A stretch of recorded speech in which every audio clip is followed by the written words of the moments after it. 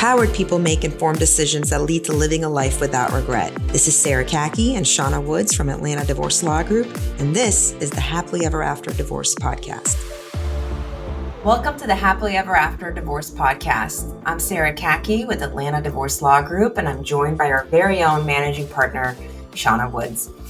Last episode, we talked about the bright side of pessimism, so it would only make sense that this week we talk about the dark side of optimism. And we're enjoying the play on words because we like to have conversations that are thought-provoking and challenge the status quo or the status way of thinking in our culture. And I do think, like we mentioned in the last episode, we are in a culture that highlights positive thinking, promotes, be a good person, think well, think positive thoughts, and all positive things will happen to you. Not that that's not true, but like we talked about the last episode, there's definitely a value to pessimistic planning, thinking about obstacles ahead of the road and planning ahead of it. So we wanted to kind of highlight some of the dark sides of optimism. And I am an optimist through and through, and I've definitely have fallen in some of the pitfalls that we're about to talk about. Shawna, you identify as a realist. I do. So from your realistic point of view, what do you find to be, what do you think of when we say the dark side of optimism? Yes. And I don't think, by saying I'm a realist, I think that I've experienced bouts of both pessimism and optimism. But what I think one of the biggest downsides to optimism is a confirmation bias, right? That we want to believe it so bad that we look for facts that are going to affirm our beliefs rather than challenge our beliefs, or affirm what we want rather than challenge, is this something that is really feasible and doable and within our ability to accomplish? There's a movie, and I just remember this quote. It says, a fish may love a bird, but where would they live? I know where this is. Yes. This is Fiddler on the Roof. It's a different movie, but yes. He says it in Fiddler on the Roof, too. Because he's like, Papa, but I love him. And he says, but if a fish and a bird fall in love, where should they live? Yes. Mine's a Drew Barrymore movie that I can't remember the name to. I think Ever After. Ever After. I'm here for you today. Thank you. I appreciate it. But Fiddler on the Roof came up with it first. I'm sure they did. So really looking at it, as far as what we call the other one a Debbie Downer. Yes. Yes. This would be the Pollyanna. Yes. C'est moi. That's me. That is you. And look, we all do kind of love Pollyanna. And there was a whole movie made about how much we love this person who does bring that joy, right? Yes. Like, oh, but we can do it. And that can-do spirit is an absolute wonder. But it can also cost us so much if we are not taking the time to look at the risks, to analyze those risks. It really comes with, you can erode trust this way. 100%. You can take away from what you're trying to build, whether it is a family, whether it is a business, whether it's just a friendship, in that if you are so convinced that whatever it is you can do or whatever it is we can do together, that you get everybody on board, that you haven't taken the time to look at the risks, that you haven't taken the time to mitigate the risks and prepare yourself, that there could be hard times, then people are going to lose their trust in you because they said, we followed you, but we followed you off a cliff. Shawna, as you're saying this, I'm also thinking about how it can cause you to lose trust in yourself. Yes. I have a very superficial example of this, but it happens when you have this, you keep overeating, right? I've experienced this, and you keep telling yourself, Monday, it is going to be a different day. And you say it with all the optimistic, spirit that you have in you, and you fully believe it. And you say that this Saturday you overeat and you don't, do anything different on this Monday. You don't do anything different for the next 4 Mondays. And you actually get to a funk with yourself. And this happens to the optimist very frequently. it's funny because I think optimists actually have a high likelihood of getting into funks. Oh, yes. More so than maybe even the pessimist, because we don't know how to process negative thoughts. We don't know how to take a negative thought and know, okay, it's something I had to learn. Okay, a negative thought. This is what I do with it. I take it, I look at it, I take it out of the dark. I really analyze it. I think, what's the worst that could happen? And then I plan for it. And sometimes planning for it means going to my trusted sources of people in my life and saying, I'm really worried about this. What do you think I can do? And then planning and assessing and getting ahead of it. But it isn't how we're wired. We're Right. wired to be positive, and we're wired to give positive energy out to other people and give other people this belief of we can do.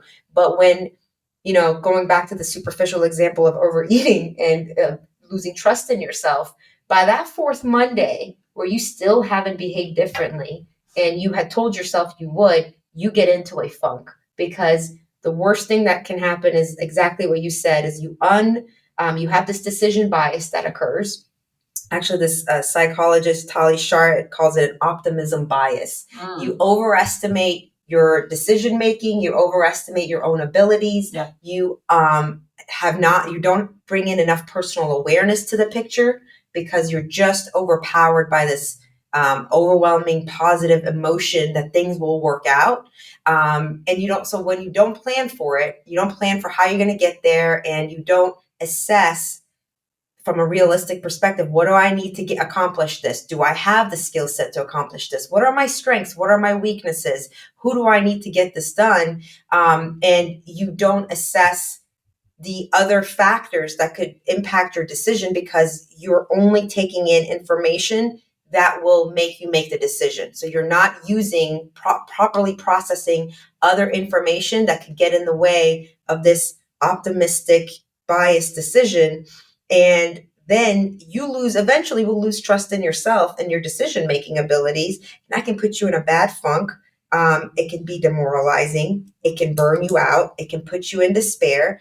I have seen this so much with the client who comes to us and says, I've been in this relationship for 20 years and nothing has changed. For the first 15 years, I was pushing for this. I was telling, him or her, things would be okay if we did this. And they kept pushing and pushing with this optimistic thought.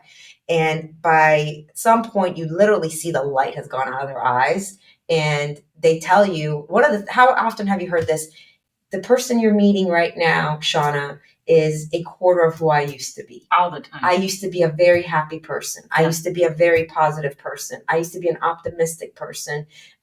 Everybody around me feels like I'm a ghost of who I used to be. And they have demoralized themselves. They've lost trust in their own optimistic belief system, because they never actually assessed or had the enough self-awareness of what's actually going wrong in this marriage. In fact, most of the time when you hear somebody like this, the first thing, and I hope that you're not taking this as we're judging you, because we're not. You're right. But the first thing that they usually say is they did this to me. Yes. They stole my optimism. They stole my light. They stole my light. They took this from me. And it's like a boundary, right? Mm-hmm. The boundary's for you. The optimism's for you, right? And if you're convincing yourself that this marriage, which this person's lying to you, this person may have cheated on you or have done things that are just the antithesis of what you believe, and yet you choose, right? Mm-hmm. That's a choice. You choose to put your faith in that this is going to be all right, without looking at it realistically and saying, unless he or she does this isn't going to be all right. Right. Then you did this to yourself. You chose to believe in something that wasn't believable. 100%.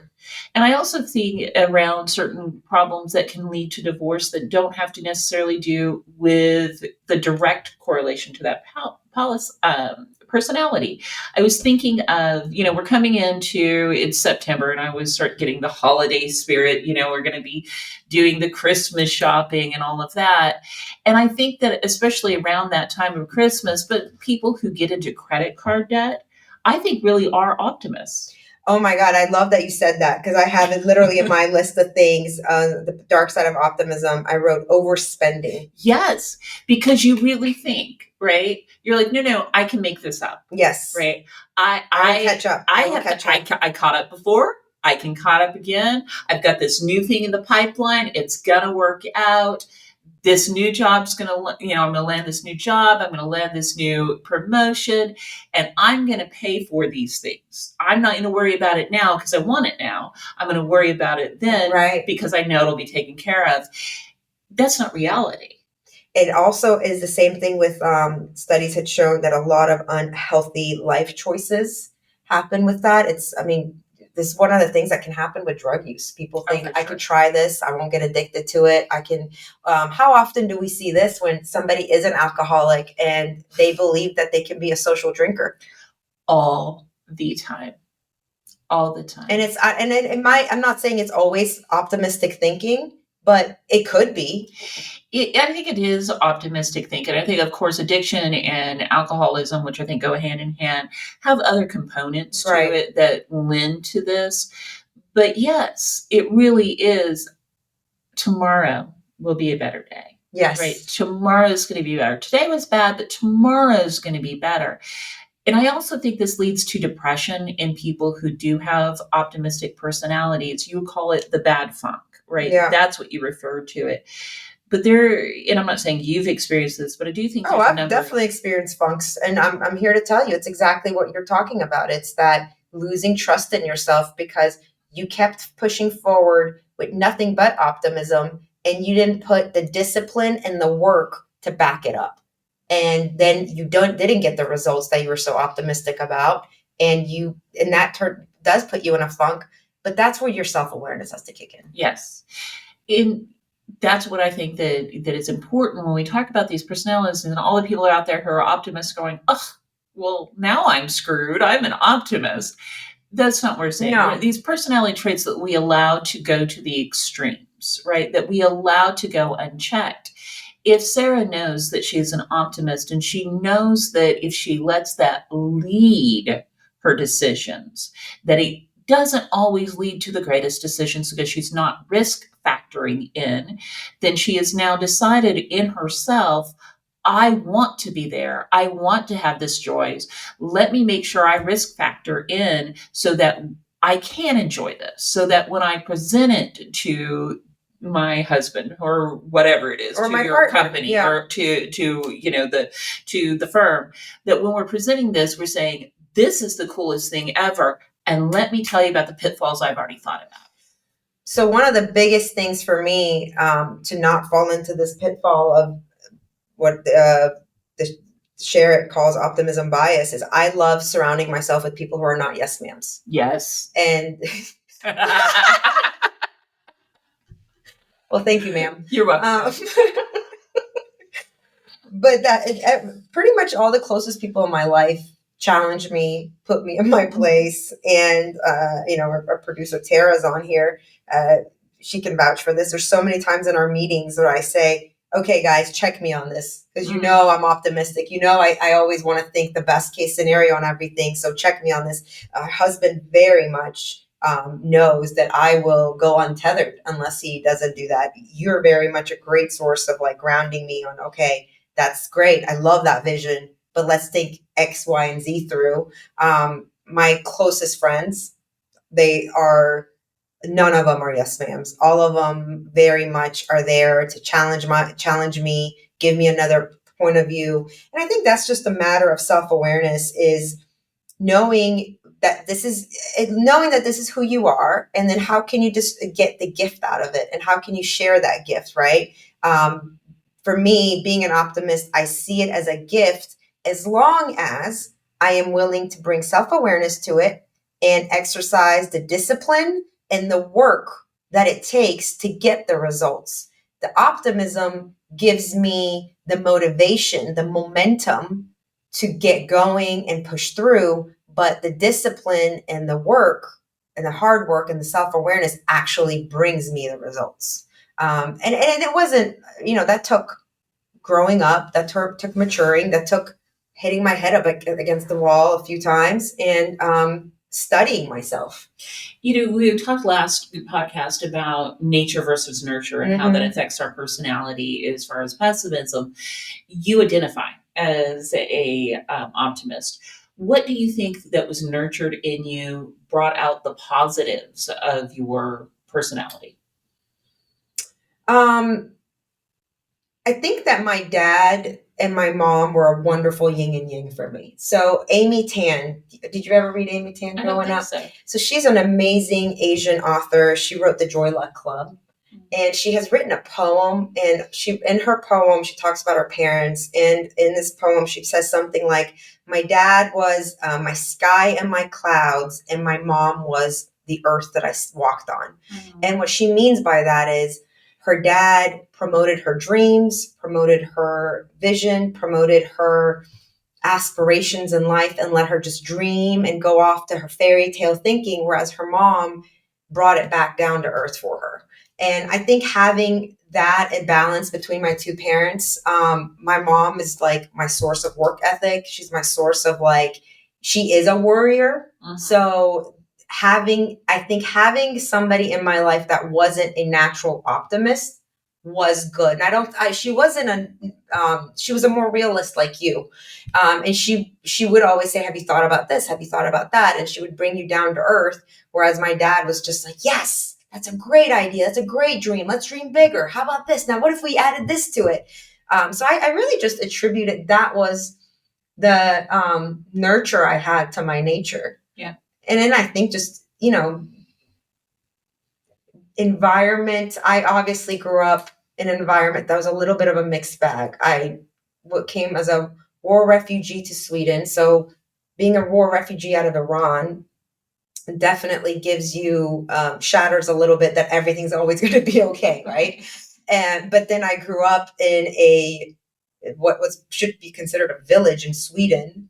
So it was pretty much a alpine type of fairy tale village.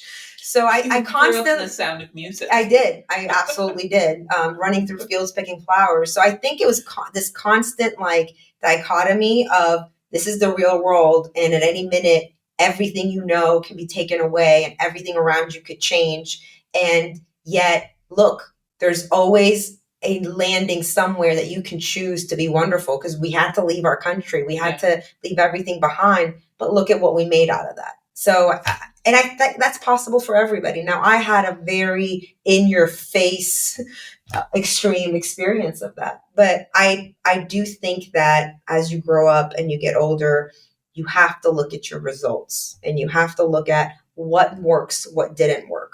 Who am I naturally? What's my actual wiring? And lean into it. Accept it. Just like we were prescribing for the pessimist. What's the gift of it? Well, this is the gift of it, but there's a dark side to every gift. And these are the dark sides to the optimist gift. Is you may overlook your abilities. You may overlook what your strengths and weaknesses are. And you may by choice not listen to the people around you who are telling you, don't do that, or watch out for this. And you need those people in your life. Use them to propel your gift forward. And at the end of the day, I say it's discipline and work. And that's what is missing in a lot of marriages that are just moving forward on hope that things will get better. That's exactly what I was thinking about was our Is Hope Enough podcast. Yes. When you started talking about that. And I think really your example that you give from your childhood is extreme. Yes. Right? It's an extreme example that most people don't experience. But what a wonderful way for an optimist to see the world. You come through a hellacious experience to this basically paradise that you then got to live in. And so it was a wonderful affirmation for you that your belief system, your core personality belief system works. Yes. Right? But you didn't get there because you dreamed it and all of a sudden you woke up there. You got there because your parents did a lot of hard work. They foresaw the problems that could happen. Right. They took the risk, and they took healthy risks to get you to that paradise, right? So I do think that part of that nurture that you got to experience is such a beautiful thing that makes you who you are, and why you are such a grounded optimist. Thank you. I love that word, grounded optimist. that'll have to be another podcast sometime. I like it. Thank you, Shawna. Thank you. Thanks for listening to the Happily Ever After Divorce podcast. If you'd like to learn more, go to atlantadivorcelawgroup.com/resources.